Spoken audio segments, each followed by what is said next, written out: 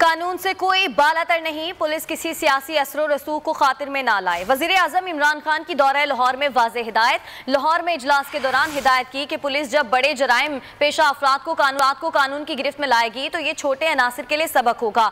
वजीर आजम को वजीर आला हाउस में लाहौर के तरक्याती मंसूबों पर ब्रीफिंग दी गई। वजीर आजम ने लाहौर में 2 फ्लाईओवर्स और 2 अंडरपासेस जल्द शुरू करने की हिदायत कर दी।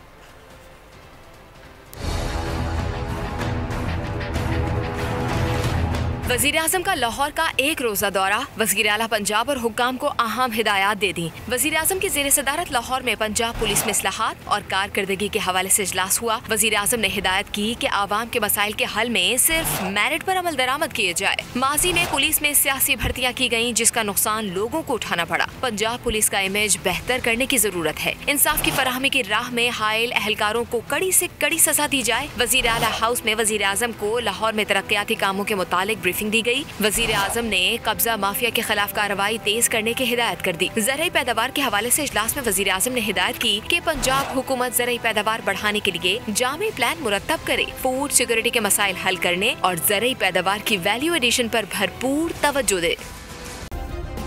सब्सक्राइब करें और बेल दबाएं ताकि कोई खबर रह न जाए।